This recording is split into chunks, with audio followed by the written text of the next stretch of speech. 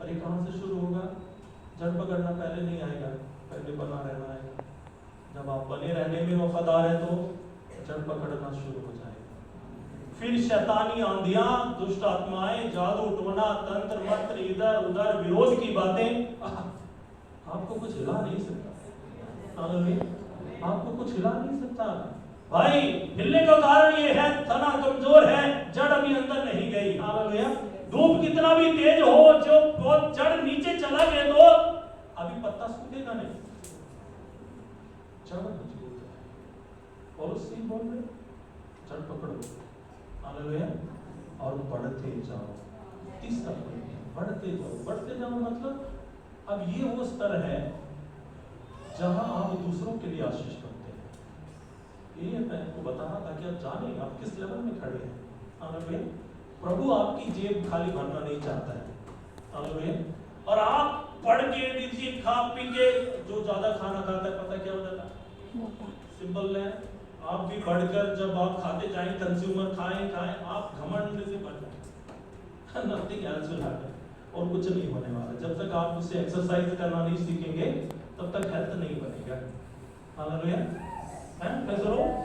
जब आप दूसरों के लिए आशीष बनने लगेंगे तब आप समझ जाइए तीसरा लेवल में आप पहुंच गए, तीसरे स्तर में आप पहुंच गए। हालेलुया।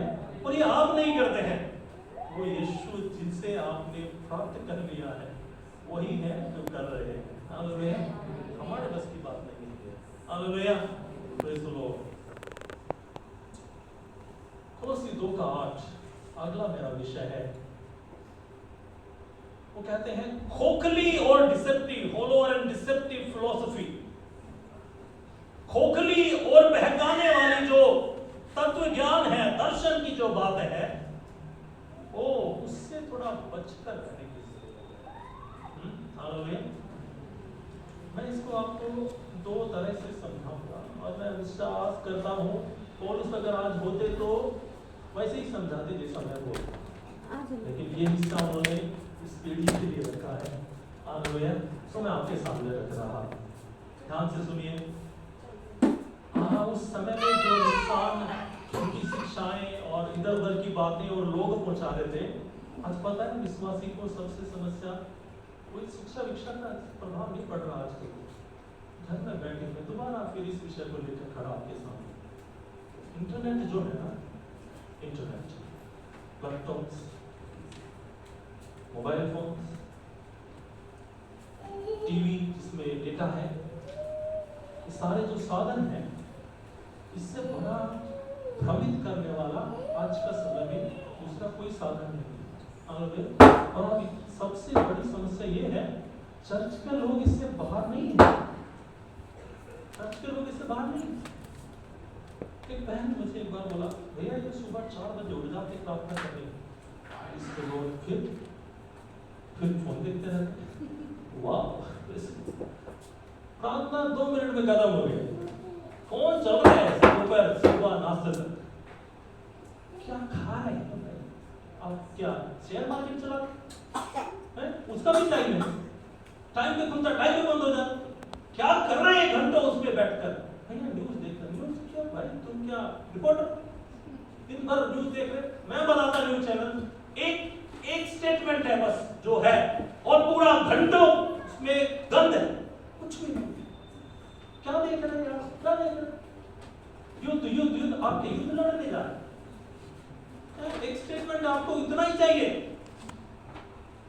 निराशा भर रहे, नकारात्मकता भर रहे। आपको मालूम, जब आप एक वीडियो देखते, दरअसल आप एक स्टोरी पढ़ रहे हैं।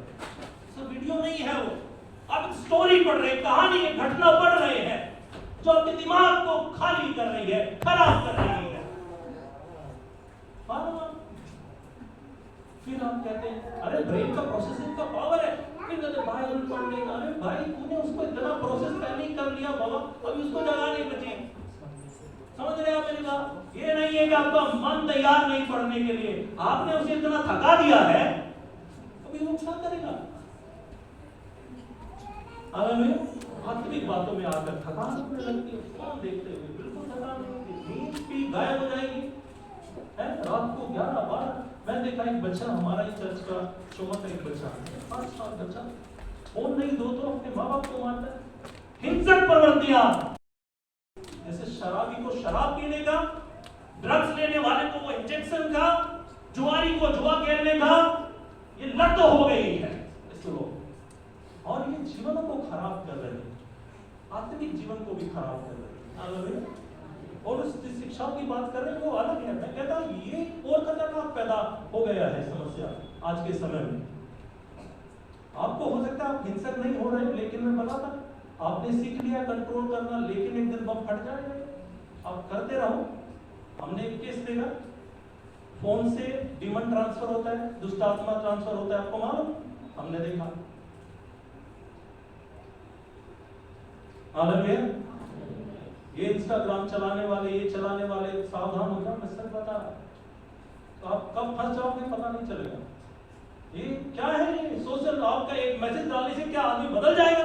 आपने लिखा प्रभु की जय हो, तो क्या पूरी दुनिया बदल जाएगी? उसके लिए बहाना बनाया इंस्टाग्राम चलाने का।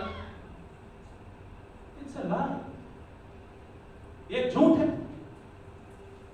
अरे 2-2 साल 5-5 साल चर्च में रहकर लोग नहीं बदल रहे, आपका एक मैसेज देखते बदल जाएंगे। आपने बहाना बनाया इंस्टाग्राम चलाने का, सोशल मीडिया पे रहने का, मैं तो ये भेजूंगा, मैं तो वो भेजूंगा। कुछ नहीं हो रहा, सच बता रहा। आप अपना आपको खराब कर रहे हैं। भाई बाहर निकलो, बाहर निकलो, सावधान हो जाओ। बोल रहे थे और जो खोखली सोच जो है और जो ये बहकाने वाली जो शिक्षा है, इससे सावधान रहो।